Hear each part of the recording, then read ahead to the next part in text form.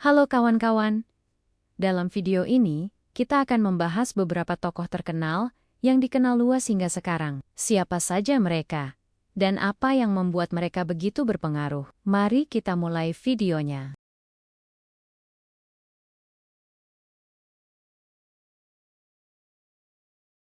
Bayangkan sebuah kota kecil bernama Ulm di Jerman. Pada tahun ke-1879, di sanalah seorang bayi laki-laki lahir dari pasangan Hermann Einstein dan Pauline Koch. Bayi itu diberi nama Albert Einstein. Pada pandangan pertama, mungkin tidak ada yang istimewa. Bahkan, ketika ia masih kecil, keluarganya sempat khawatir karena Albert terlihat berbeda dari anak-anak lain. Ia tidak cepat berbicara. Konon, ia baru benar-benar bisa menyusun kalimat lengkap ketika berusia sekitar 4 tahun. Beberapa tetangga bahkan sempat mengira Albert mungkin mengalami keterlambatan perkembangan. Namun, di balik kesunyian dan keheningan bocah kecil itu, ada sesuatu yang lain. Rasa ingin tahu yang besar. Suatu hari, ketika ia sakit dan harus berbaring di tempat tidur, ayahnya datang membawa sebuah kompas kecil. Kompas itu tampak sederhana, hanya jarum yang berputar di atas kotak kaca. Tapi bagi Albert kecil, itu adalah keajaiban. Mengapa jarum itu selalu menunjuk ke arah yang sama? Apa yang menggerakkannya? Ia menatap kompas itu lama sekali, penuh rasa heran. Rasa ingin tahunya tentang alam semesta mulai tumbuh. Albert kecil bukanlah murid yang paling menonjol di sekolah. Ia tidak suka menghafal. Sementara sistem sekolah di Jerman pada masa itu sangat menekankan hafalan dan kedisiplinan. Guru-gurunya bahkan pernah berkata bahwa ia tidak akan menjadi orang sukses. Tapi Albert punya cara belajar sendiri. Ia lebih suka merenung, bertanya, dan membaca buku yang menarik baginya di rumah. Ibunya, Pauline, memperkenalkannya pada musik. Ia belajar bermain biola, dan ternyata musik menjadi salah satu teman setianya seumur hidup. Sementara ayahnya, yang memiliki usaha di bidang listrik, sering menunjukkan berbagai alat teknis. Gabungan rasa seni dan sains mulai membentuk cara berpikir Einstein. Meski banyak orang meragukannya, Albert kecil sebenarnya sudah menunjukkan tanda-tanda kecerdasan yang tidak biasa. Ia sering bertanya hal-hal yang membuat orang dewasa bingung menjawab. Misalnya, bagaimana cahaya bisa bergerak? Atau mengapa langit berwarna biru? Pertanyaan-pertanyaan sederhana, tapi dalam, yang nantinya akan menjadi dasar dari penemuan besar dalam hidupnya. Masa kecil Einstein adalah cerita tentang bagaimana rasa ingin tahu bisa mengalahkan keterbatasan. Ia bukan anak yang langsung terlihat jenius. Ia tidak cepat berbicara, tidak selalu jadi bintang kelas. Tapi justru karena itu, kita bisa belajar darinya, bahwa kecerdasan sejati sering muncul dari keingintahuan yang tulus, dari keberanian untuk terus bertanya ketika orang lain berhenti mencari jawaban, dan dari seorang anak pendiam yang asyik memandangi jarum kompas. Dunia akan segera menyaksikan lahirnya salah satu pemikir terbesar dalam sejarah manusia. Setelah melewati masa kecilnya di Ulm, keluarga Einstein pindah ke kota Munich. Disinilah Albert mulai masuk sekolah dasar, lalu melanjutkan ke Luitpold Gymnasium, semacam sekolah menengah yang terkenal dengan disiplin dan kurikulum yang ketat. Namun, disinilah mulai terlihat ketidakcocokan antara Albert kecil dengan sistem pendidikan yang ia jalani. Sekolah saat itu masih menganut metode lama. Guru bicara, murid mencatat, lalu menghafal. Tidak ada ruang untuk imajinasi. Tidak ada ruang untuk bertanya. Bagi sebagian anak, mungkin itu hal biasa. Tapi bagi Albert, yang sejak kecil terbiasa bertanya mengapa tentang segala sesuatu, metode ini terasa mengekang. Guru-gurunya sering menganggapnya murid yang sulit diatur. Ia tidak suka mengikuti perintah tanpa alasan. Bahkan, ada guru yang pernah berkata kepada orang tuanya, "Anak Anda tidak akan pernah jadi apa-apa." Bayangkan, anak yang kelak mengubah cara kita memahami alam semesta, dulu dianggap tidak punya masa depan. Meski begitu, ada satu hal yang menyelamatkan Albert.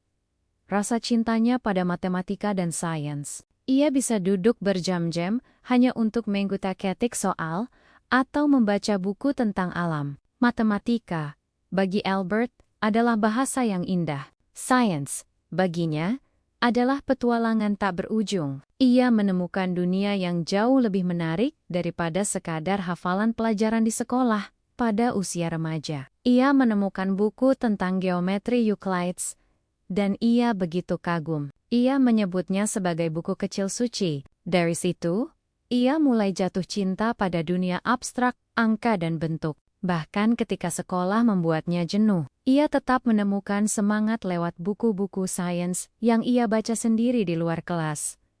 Namun masalah lain muncul. Ketika usaha ayahnya mengalami kesulitan, keluarga Einstein pindah ke Italia. Albert, yang masih remaja, ditinggalkan di Munich untuk menyelesaikan sekolahnya. Tapi ia merasa tertekan dengan sistem sekolah yang kaku dan penuh peraturan. Akhirnya, ia membuat keputusan berani, keluar dari sekolah tanpa ijazah.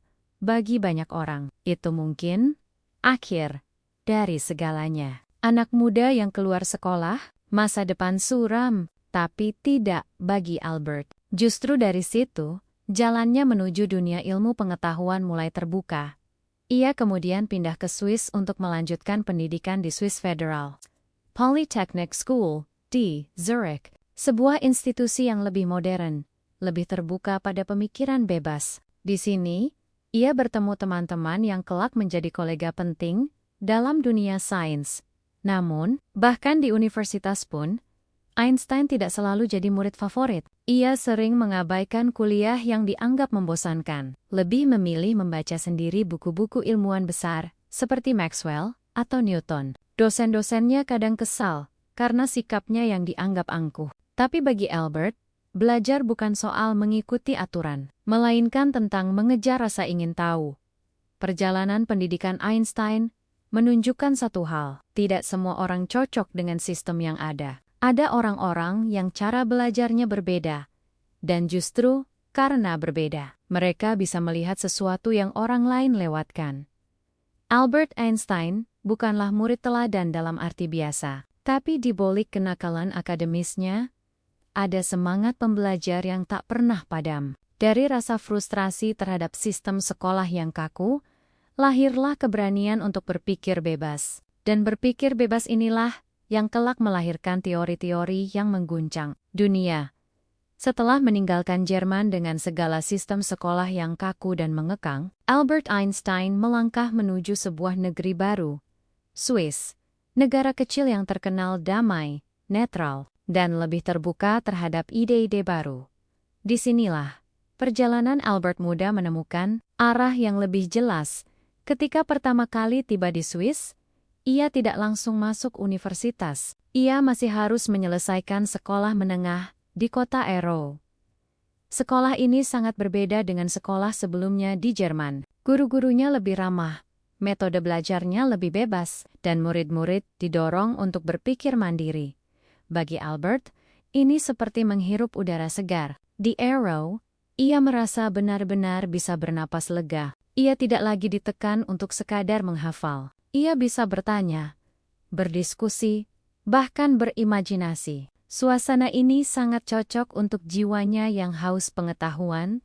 Di sinilah juga ia mulai banyak merenung tentang pertanyaan besar yang kelak menjadi fondasi teori relativitas. Konon, pada masa remaja ini, Einstein sering membayangkan dirinya mengejar cahaya. Apa yang akan ia lihat jika ia bisa berlari secepat cahaya? Pertanyaan sederhana.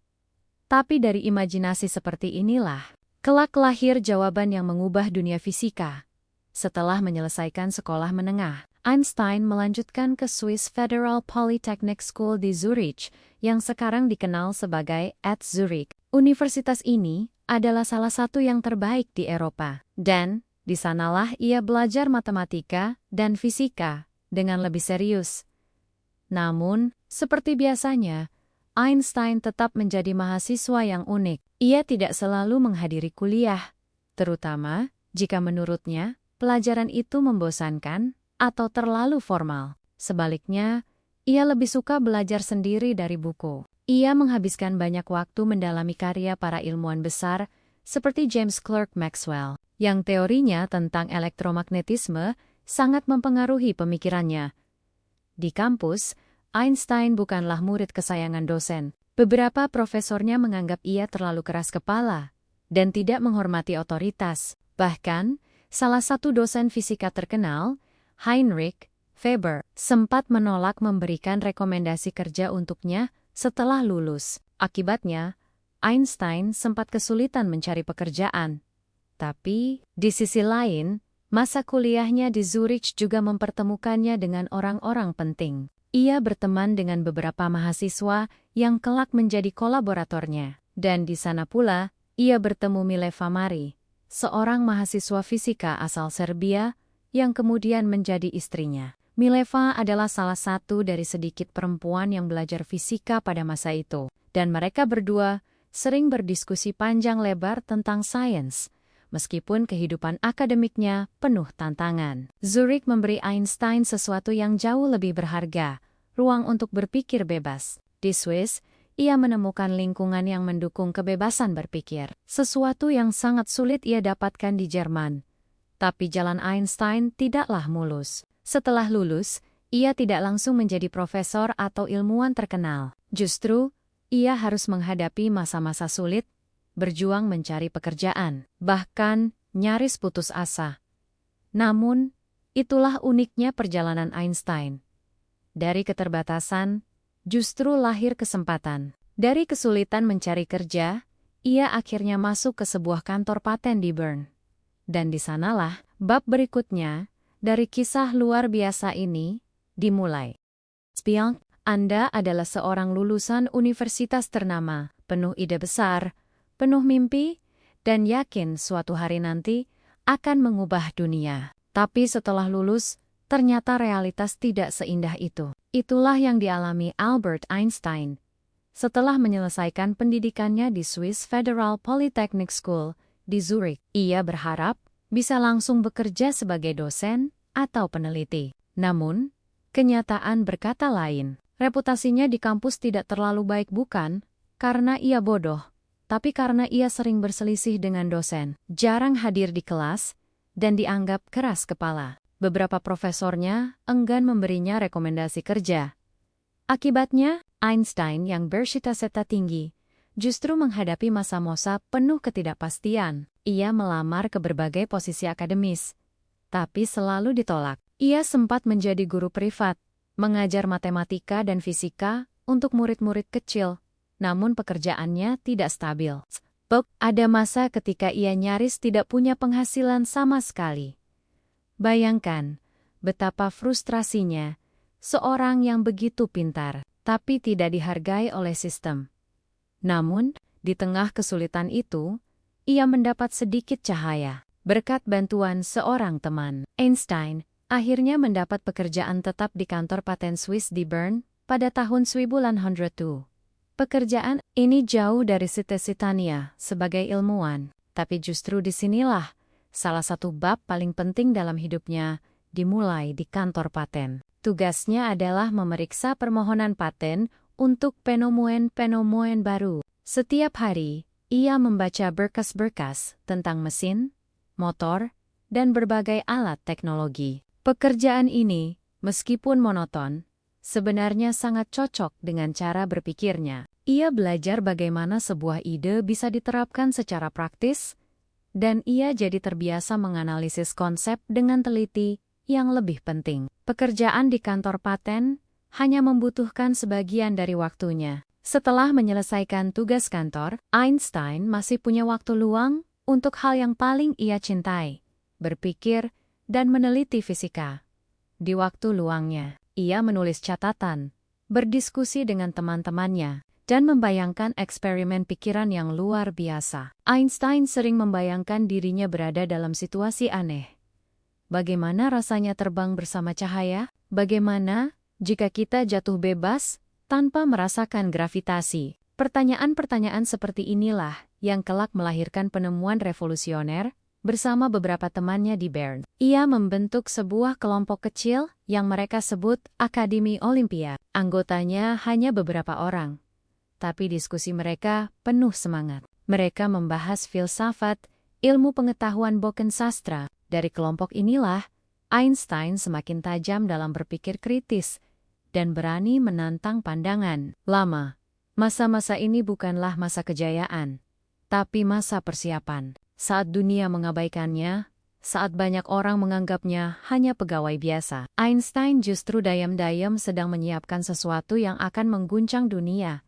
Dan benar saja, dari meja kerjanya di kantor paten, dengan kertas, pensil, dan imajinasi tanpa batas, lahirlah ide-ide yang akan mengubah wajah ilmu pengetahuan.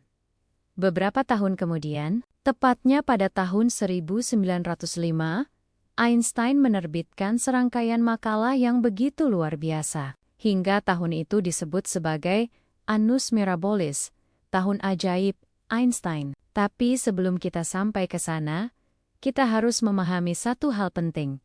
Tanpa masa-masa sulit ini, tanpa pekerjaan sederhana di kantor paten, mungkin Einstein tidak akan pernah punya ruang untuk berpikir sebebas itu. Dari kesulitan hidup, lahirlah kesempatan emas. Dari keterbatasan, lahir kebebasan berpikir, dan dari seorang pegawai paten yang nyaris tidak dikenal, dunia akan segera mengenal nama Albert Einstein. Bayangkan seorang pria muda berusia 26 tahun. Ia bukan profesor, bukan peneliti terkenal, bahkan bukan orang yang bekerja di universitas. Ia hanya seorang pegawai kantor paten di kota kecil Bern, Swiss. Pekerjaannya sehari-hari adalah memeriksa dokumen teknis tentang mesin-mesin buatan orang lain. Dari luar, ia tampak seperti orang biasa, tapi di balik meja kerjanya yang sederhana, pikiran pria ini sedang meledak dengan ide-ide luar biasa. Pria itu adalah Albert Einstein.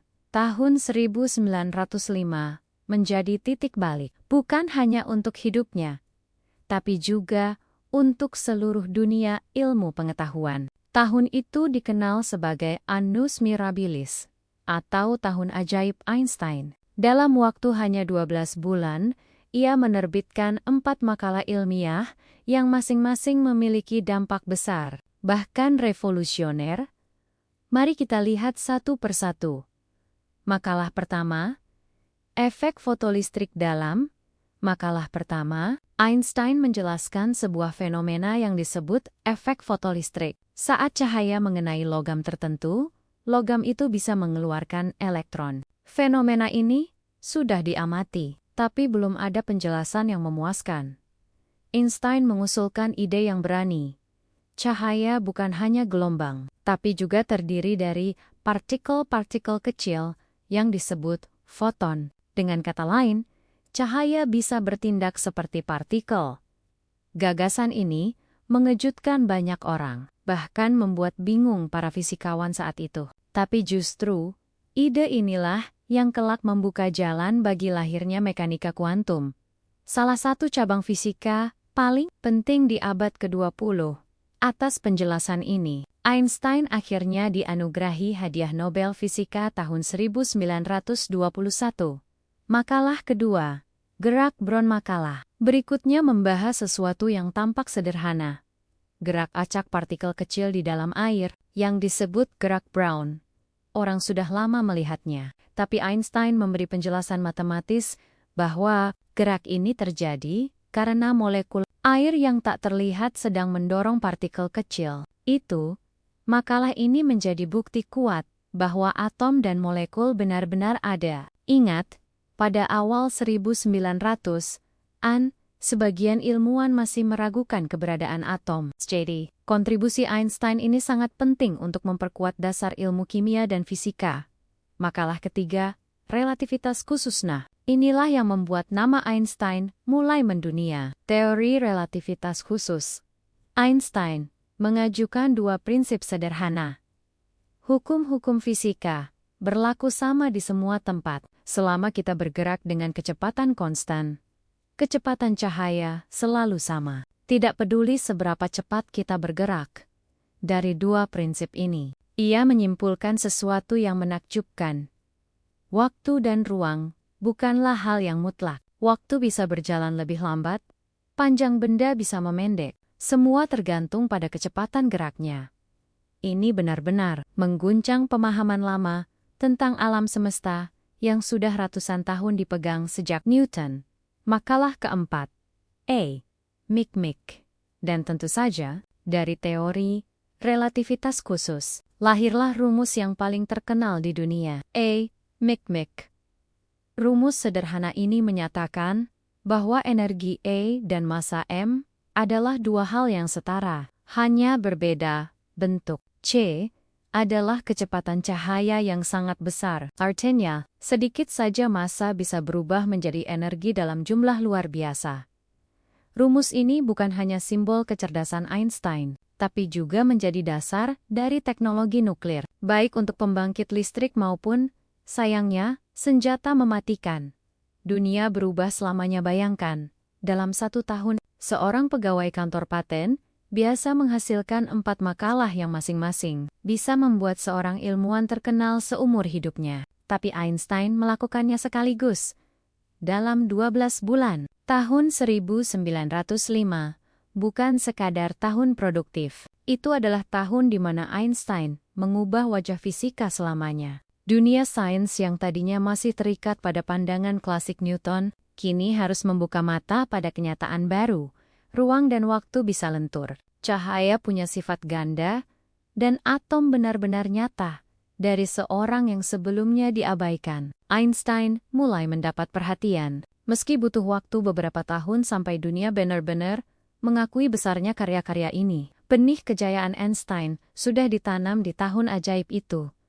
Dan ini baru permulaan. 10 tahun kemudian, ia akan menyelesaikan karya terbesarnya, teori relativitas umum. Sebuah teori tentang gravitasi yang jauh lebih dalam, dan membuat namanya dikenal bukan hanya di kalangan ilmuwan, tapi di seluruh dunia.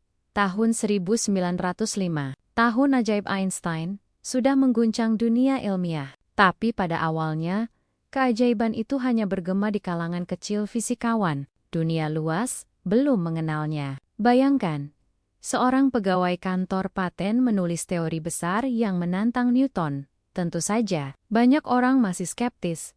Namun, sedikit demi sedikit, nama Albert Einstein mulai menyebar. Para ilmuwan yang membaca makalah-makalahnya terkejut. Mereka menyadari bahwa pemuda 26 tahun ini membawa cara pandang baru terhadap alam, semesta, dan puncaknya datang beberapa tahun kemudian. Teori relativitas khusus mulai menggema. Teori relativitas khusus yang ia terbitkan tahun 1905 mulai dibicarakan lebih luas. Rumus A. Mikmik menjadi bahan diskusi di berbagai universitas. Walaupun awalnya banyak yang bingung, makin lama makin banyak ilmuwan yang melihat keindahan logikanya.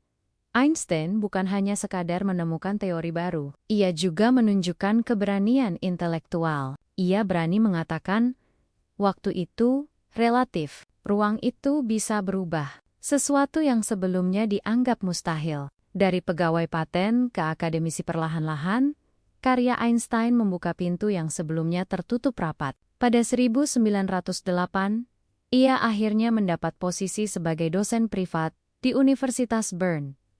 Dari sana, karier akademiknya mulai menanjak. Ia pindah ke Zurich, lalu ke Universitas Praha, dan akhirnya kembali lagi ke Zurich dengan posisi lebih terhormat. Bayangkan transformasinya. Dari seorang pegawai yang hampir putus asa mencari kerja, kini ia berdiri di depan kelas sebagai seorang profesor, dan bukan profesor biasa. Dalam waktu singkat, ia dikenal sebagai salah satu pemikir paling orisinal di zamannya.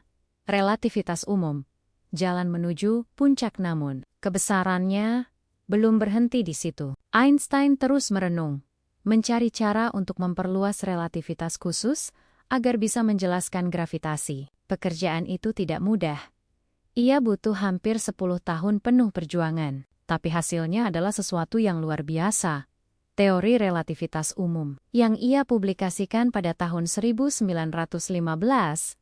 Teori ini benar-benar mengguncang dunia. Einstein mengatakan, gravitasi bukanlah gaya tarik monorik seperti yang diajarkan Newton. Gravitasi adalah akibat dari kelengkungan ruang dan waktu. Benda besar, seperti matahari, membengkokkan ruang di sekitarnya, dan planet-planet hanya mengikuti jalur lengkung itu. Meskipun rumit, teorinya akhirnya diuji secara nyata. Pada tahun 1919, sebuah tim astronom Inggris yang dipimpin Sir Arthur Eddington melakukan pengamatan saat gerhana matahari total. Mereka membuktikan bahwa cahaya bintang benar-benar dibelokkan ketika melewati dekat matahari, persis seperti yang diprediksi Einstein. Einstein jadi bintang dunia hasil pengamatan itu menggemparkan. Untuk pertama kalinya, teori Einstein terbukti di hadapan publik. Media internasional langsung mengangkat kisah ini ke halaman depan. Surat kabar besar di Inggris menulis, "Cahaya baru dalam alam semesta. Ide Einstein mengalahkan Newton." Sejak saat itu, nama Albert Einstein bukan lagi hanya dikenal di kalangan ilmuwan, ia menjadi selebriti global. Bayangkan, seorang fisikawan, seseorang yang pekerjaannya penuh rumus dan angka, bisa menjadi terkenal layaknya bintang film atau politisi. Foto Einstein mulai tersebar luas. Wajahnya dengan rambut agak kekoken menjadi ikon. Ia diundang ke berbagai konferensi, diberi penghargaan, bahkan disambut bak pahlawan di negara-negara yang ia kunjungi. Simbol kecerdasan ketika orang mendengar kata jenius, mereka langsung mengingat Einstein. Ia bukan hanya ilmuwan, tapi juga simbol dari otak manusia yang mampu menembus batas-batas pemahaman. Padahal, jika kita mundur ke belakang, hanya 15 tahun sebelumnya ia hanyalah pegawai kantor paten biasa yang tidak dianggap serius. Perubahan itu luar biasa, dari anonim menjadi salah satu orang paling terkenal di dunia. Awal dari segalanya namun, ketenaran ini baru permulaan. Einstein masih punya banyak perjalanan, menerima Nobel, pindah ke Amerika, berjuang melawan perang, dan meninggalkan warisan besar yang kita kenang sampai hari ini. Tapi yang menarik dari bab ini adalah satu hal. Einstein menjadi terkenal bukan karena ia mencari ketenaran, melainkan karena kebenaran yang ia temukan begitu besar, sehingga dunia tidak bisa lagi mengabaikannya. Bayangkan, kita hidup di awal abad ke-20. Dunia sains saat itu masih sangat percaya pada Isaac Newton. Selama lebih dari 2 abad, hukum gravitasi Newton menjadi pondasi fisika. Setiap benda saling tarik-menarik, dan gaya gravitasi inilah yang membuat bulan mengorbit bumi, dan bumi mengorbit matahari. Tapi, pada tahun 1915, Albert Einstein datang dengan sesuatu yang benar-benar berbeda. Ia memperkenalkan teori relativitas umum, dan mengatakan, gravitasi bukanlah gaya. Loh, kalau bukan gaya, lalu apa? Einstein menjelaskan bahwa ruang dan waktu itu bisa melengkung. Bayangkan ruang dan waktu seperti kain karet besar. Kalau tidak ada apa-apa di atas kain itu, permukaannya rata. Tapi ketika sebuah benda besar, seperti matahari, diletakkan di atas kain, kain itu melengkung. Planet-planet seperti bumi tidak ditarik oleh gaya misterius, tapi hanya jatuh mengikuti lengkungan kain ruang waktu. Visualisasi sederhana ini membantu kita memahami sesuatu yang sebenarnya sangat rumit, dan inilah keindahan teori Einstein. Ia mengubah cara kita melihat alam semesta dari dasar sekali. Pengujian di lapangan, gerhana matahari 1919. Tentu saja, teori secanggih apapun butuh bukti, dan Einstein tahu, teorinya bisa diuji lewat cahaya bintang. Ia memprediksi bahwa cahaya tidak akan berjalan lurus jika melewati dekat benda yang sangat besar, seperti matahari. Cahaya bintang akan sedikit membelok, karena ruang di sekitar matahari melengkung. Kesempatan untuk membuktikannya datang pada gerhana matahari total tahun ke-1919, tim astronom Inggris yang dipimpin Sir Arthur Eddington berangkat ke Afrika dan Brasil untuk melakukan pengamatan. Saat bulan menutupi matahari, cahaya bintang di belakangnya terlihat jelas. Hasilnya, cahaya bintang memang bergeser sesuai prediksi Einstein. Berita ini langsung mengguncang dunia. Seorang ilmuwan yang tadinya bekerja di kantor paten kini berhasil membuktikan bahwa pemahaman kita tentang gravitasi selama ratusan tahun perlu diperbarui. Media internasional pun menulis, Einstein mengalahkan Newton. Dampak ilmiah yang luar biasa relativitas umum tidak hanya mengubah teori gravitasi, ia membuka pintu bagi banyak penemuan lain. Lubang hitam dari persamaan Einstein, para ilmuwan menyadari bahwa jika ada bintang yang runtuh dengan massa sangat besar, ruang waktu bisa melengkung begitu ekstrem, hingga cahaya pun tidak bisa keluar. Inilah konsep lubang hitam, yang kemudian benar-benar ditemukan secara tidak langsung lewat pengamatan astronomi. Alam semesta mengembang. Persamaan, Einstein juga membuka jalan bagi pemahaman tentang kosmologi modern. Edwin Hubble, pada 1929, membuktikan bahwa galaksi-galaksi bergerak saling menjauh. Alam semesta sedang mengembang, sesuatu yang sudah tersirat dalam persamaan Einstein. Teknologi modern. Bahkan, teori ini punya aplikasi praktis, misalnya, sistem GPS di ponsel kita. Satelit di luar angkasa harus memperhitungkan efek relativitas umum, karena waktu di atas sana berjalan sedikit berbeda dibandingkan di bumi. Tanpa koreksi relativitas, navigasi GPS akan melenceng jauh.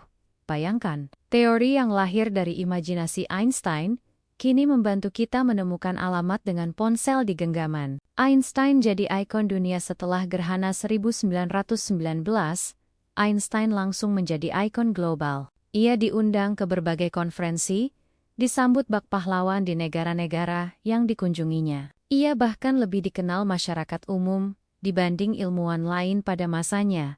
Bagi banyak orang, Einstein bukan hanya seorang fisikawan. Ia adalah simbol bahwa manusia bisa menembus batas-batas pengetahuan, bahkan berani menantang pemahaman yang sudah dianggap mutlak selama ratusan tahun, lebih dari sekadar teori relativitas umum bukan sekadar teori ilmiah. Ia adalah pintu gerbang menuju cara pandang baru tentang alam semesta. Teori ini mengajarkan kita bahwa realitas jauh lebih aneh dan menakjubkan daripada yang kita bayangkan. Einstein pernah berkata, imajinasi lebih penting daripada pengetahuan. Relativitas umum adalah bukti nyata kalimat itu. Dari sebuah imajinasi, membayangkan apa yang terjadi jika kita jatuh bebas di luar angkasa, lahirlah teori yang sampai hari ini masih terbukti benar. Bahkan, di era teleskop modern, seperti Hubble dan James Webb. Dari tahun 1915 hingga 1919, Einstein berubah dari seorang profesor yang relatif tidak dikenal menjadi bintang dunia ilmu pengetahuan. Dan semua itu berkat keberanian untuk melihat alam semesta dengan cara yang benar-benar berbeda tapi pergaulan. Einstein tidak berhenti di situ. Setelah teori besar ini, ia akan melangkah ke babak berikutnya, menerima penghargaan tertinggi dunia sains, hadiah Nobel, dan semakin mengukuhkan dirinya sebagai salah satu tokoh terbesar dalam sejarah manusia. Setelah dunia gempar dengan teori relativitas umum yang terbukti lewat gerhana matahari tahun 1919, nama Albert Einstein langsung melejit. Ia bukan lagi sekadar ilmuwan. Ia sudah menjadi ikon global. Wajahnya muncul di surat kabar. Namanya diperbincangkan di kafe-kafe. Bahkan orang awam yang tak mengerti fisika pun mengenalnya sebagai jenius. Namun ada satu hal yang aneh. Di tengah ketenarannya, Einstein justru belum menerima penghargaan sains paling bergengsi di dunia, hadiah Nobel. Kenapa? Kontroversi relativitas. Meski teori relativitas umum membuat Einstein terkenal, tidak semua ilmuwan pada saat itu langsung percaya. Bagi sebagian fisikawan konservatif, teori ini terlalu berani, terlalu abstrak, bahkan sulit dipahami. Selain itu, Nobel Committee, panitia pemberi Nobel, dikenal sangat hati-hati. Mereka hanya memberi penghargaan pada temuan yang benar-benar teruji, tidak hanya sekadar teori. Jadi, meskipun Einstein sudah menjadi superstar, Nobel untuknya ditunda. Tahun demi tahun berlalu, namanya selalu masuk nominasi. tapi hasilnya selalu sama. Ia tidak menang. Hadiah Nobel Fisika 1921 akhirnya, pada tahun 1921, setelah sekian lama menunggu, Einstein benar-benar dianugerahi hadiah Nobel Fisika. Tapi menariknya, Nobel itu bukan diberikan untuk teori relativitas. Panitia Nobel masih menganggap teori itu terlalu kontroversial. Sebagai gantinya, ia mendapat penghargaan untuk penjelasannya tentang efek fotolistrik. Makalah pertamanya di tahun ajaib 1905. Einstein menjelaskan bahwa cahaya bisa bersifat seperti partikel kecil, atau foton, yang mampu melepaskan elektron dari logam. Penemuan ini menjadi dasar bagi lahirnya mekanika kuantum dan teknologi modern, mulai dari sel surya, kamera digital, hingga laser. Jadi, meskipun orang lebih sering mengingat Einstein lewat relativitas, Nobelnya justru datang dari sumbangan. Awalnya pada dunia kuantum. Pengakuan internasional setelah menerima Nobel, posisi Einstein semakin tak tergoyahkan. Ia diundang berkeliling dunia, ke Amerika, Jepang, bahkan ke Palestina. Di setiap tempat, ia disambut layaknya seorang pahlawan.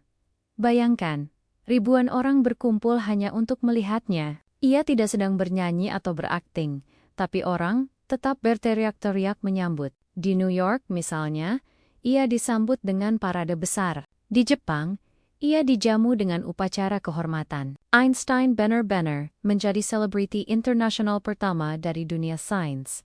Einstein dan sisi kemanusiaannya, namun, ketenaran itu tidak membuat Einstein sombong. Justru, ia semakin aktif berbicara tentang isu-isu kemanusiaan. Ia mendorong perdamaian, menyerukan kerjasama antar bangsa, dan sering mengkritik perang.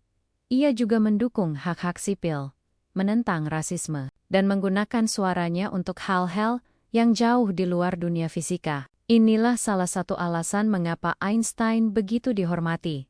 Bukan hanya karena otaknya yang jenius, tapi juga karena hatinya yang besar. Nobel sebagai titik balik bagi Einstein. Hadiah Nobel bukanlah akhir perjalanan, melainkan semacam legitimasi resmi. Dunia akhirnya mengakui bahwa pria berambut akakekoken ini bukan hanya selebriti media, tapi benar-benar ilmuwan dengan kontribusi nyata bagi peradaban. Dan dengan status barunya sebagai pemenang Nobel, Einstein memiliki panggung yang lebih besar untuk bersuara, baik dalam ilmu pengetahuan maupun dalam isu-isu sosial. Einstein kini bukan hanya ilmuwan, tapi juga tokoh dunia. Seorang jenius yang berani berpikir berbeda, sekaligus seorang humanis yang peduli pada umat manusia. Namun, ketenaran dan penghargaan hanyalah satu sisi cerita. Di balik itu, dunia sedang berubah cepat. Politik, perang, dan teknologi baru mulai membentuk abad ke-20, dan Einstein, dengan segala ide dan sikapnya, akan kembali berada di tengah pusaran sejarah itu. Di bab berikutnya, kita akan melihat bagaimana Einstein menjalani masa tuanya, bukan hanya sebagai ilmuwan, tapi juga sebagai aktivis perdamaian yang suaranya menggema hingga hari ini. Setelah meraih puncak kejayaan sebagai ilmuwan, menerima hadiah Nobel, dan menjadi simbol jenius di seluruh dunia, Albert Einstein memasuki babak baru dalam hidupnya. Ia tidak hanya dikenal sebagai penemu teori besar, tapi juga sebagai suara moral di tengah dunia yang penuh gejolak. Pelarian dari Jerman tahun 1930-an, Eropa mulai bergolak. Di Jerman, Partai Nazi naik ke tampuk kekuasaan. Sebagai seorang Yahudi, Einstein berada dalam posisi berbahaya. Karyanya bahkan dicemooh oleh kaum Nazi sebagai fisika Yahudi, sebuah penghinaan penuh kebencian. Einstein tidak tinggal diam. Ia mengkritik keras ideologi fasisme, meski itu membuat dirinya menjadi target. Pada tahun 1933, ketika Hitler resmi berkuasa, Einstein meninggalkan Jerman untuk selamanya. Ia pindah ke Amerika Serikat dan menetap di Princeton, New Jersey, di sebuah institusi baru bernama Institute for Advanced Study. Di sanalah ia menghabiskan sisa hidupnya, bukan hanya sebagai ilmuwan, tapi juga sebagai seorang aktivis kemanusiaan. Sikap terhadap perang dan bom atom meski terkenal sebagai pencinta perdamaian, Einstein tidak bisa menutup mata terhadap ancaman Nazi. Pada 1939, bersama fisikawan lain, ia menandatangani surat kepada Presiden Amerika Serikat Franklin D. Roosevelt.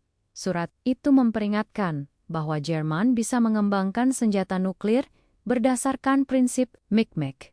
Surat ini akhirnya memicu lahirnya Project Manhattan yang menghasilkan bom atom pertama. Namun, ironisnya, Einstein sendiri tidak terlibat langsung dalam proyek tersebut. Dan ketika bom atom dijatuhkan di Hiroshima dan Nagasaki, ia merasa sangat bersalah. Ia menyesali bahwa rumusnya yang indah justru membuka jalan bagi senjata pemusnah massal. Sejak itu, Einstein semakin keras bersuara menentang perang dan senjata nuklir. Ia mendukung perjanjian internasional untuk melarang penggunaan bom atom dan menyerukan agar umat manusia memilih jalan damai, pembelaan hak asasi manusia. Einstein juga aktif membela hak-hak sipil. Di Amerika Serikat, ia bersuara menentang diskriminasi rasial terhadap warga kulit hitam. Ia berteman dekat dengan penyanyi legendaris Paul Robeson dan bahkan menjadi pendukung kuat aktivis hak sipil W.E.B. Du Bois. Bagi Einstein, sains dan kemanusiaan tidak bisa dipisahkan. Apa artinya pengetahuan yang besar jika tidak digunakan untuk memperbaiki kehidupan manusia? Kehidupan pribadi di Princeton meski kini menjadi figur publik yang sangat terkenal. Kehidupan sehari-hari Einstein justru sederhana. Ia tinggal di sebuah rumah biasa, berjalan kaki ke kampus, dan sering terlihat mengenakan pakaian yang sama berulang kali. Katanya, ia tidak ingin membuang waktu hanya untuk memilih baju. Yang khas darinya, rambutnya selalu acak-acakan, biolanya selalu setia di sampingnya, dan ia sering terlihat sedang merenung sendirian di Princeton. Einstein terus mencoba mengejar satu impian besar, menyatukan hukum fisika ke dalam satu teori tunggal, yang ia sebut teori medan tunggal. Sayangnya, ia tidak pernah berhasil menyelesaikannya hingga akhir hayat. Warisan moral ditahan-tahan terakhir hidupnya. Einstein lebih sering muncul sebagai suara nurani dunia. Ia menulis, berbicara, dan menandatangani petisi untuk perdamaian. Baginya, ilmu pengetahuan hanyalah alat. Tujuan akhirnya adalah menciptakan dunia yang lebih adil, damai, dan manusiawi. Pada the 18th of April, 1955, di usia 76 tahun, Albert Einstein meninggal dunia di Princeton. Dunia berduka. Namun, pesan terakhirnya tetap bergema. Umat manusia harus belajar hidup dengan damai. Atau kita semua akan binasa oleh ciptaan kita sendiri. Einstein mungkin terkenal karena rumus Mikmek. Tapi warisan terbesarnya bukan hanya teori, melainkan sikap hidupnya. Ia menunjukkan bahwa otak jenius dan hati nurani harus berjalan bersama. Bahwa ilmu pengetahuan tanpa kemanusiaan bisa berbahaya, dan bahwa suara seorang ilmuwan bisa menjadi mercusuar moral bagi dunia. Albert Einstein meninggal dunia pada 18 April tahun 1955 di Princeton, Amerika Serikat. Saat itu, dunia seolah berhenti sejenak. Surat kabar di seluruh dunia menulis berita duka. Wajah Einstein menghiasi halaman depan. Dan orang-orang di berbagai belahan bumi mengenangnya bukan hanya sebagai ilmuwan, tetapi sebagai salah satu tokoh paling berpengaruh dalam sejarah manusia. Namun, apa sebenarnya warisan abadi dari seorang Albert Einstein? Lebih dari sekadar fisika instan, sering diasosiasikan dengan satu rumus, Mikmek. Rumus sederhana dengan 2 huruf dan 1 angka itu menjadi ikon budaya populer. Orang awam mungkin tidak mengerti detailnya, tapi semua tahu bahwa itu melambangkan kejeniusannya Einstein. Namun, warisannya jauh lebih dalam daripada rumus. Relativitas khusus membuat kita mengerti bahwa waktu dan ruang bukanlah sesuatu yang mutlak. Relativitas umum membuka jalan bagi pemahaman tentang lubang hitam, alam semesta yang mengembang, hingga dasar bagi astronomi modern, efek fotolistrik yang membawanya meraih Nobel, menjadi pintu gerbang menuju revolusi teknologi kuantum. Tanpa penemuan-penemuan ini, kita mungkin tidak akan memiliki GPS yang akurat, panel surya, komputer kuantum, atau pemahaman mendalam tentang kosmos. Ikon budaya populer menariknya. Einstein bukan hanya meninggalkan warisan dalam sains, ia juga menjadi ikon budaya. Bayangkan, wajahnya dengan rambut agak kekoken, dan ekspresi jenaka menjadi salah satu gambar paling terkenal di dunia. Foto ikonik ketika ia menjulurkan lidah masih sering digunakan hingga hari ini untuk menggambarkan jenius yang nyeleneh. Einstein menunjukkan bahwa seorang ilmuwan tidak harus kaku atau formal. Ia bisa humoris, sederhana, dan tetap menginspirasi jutaan orang.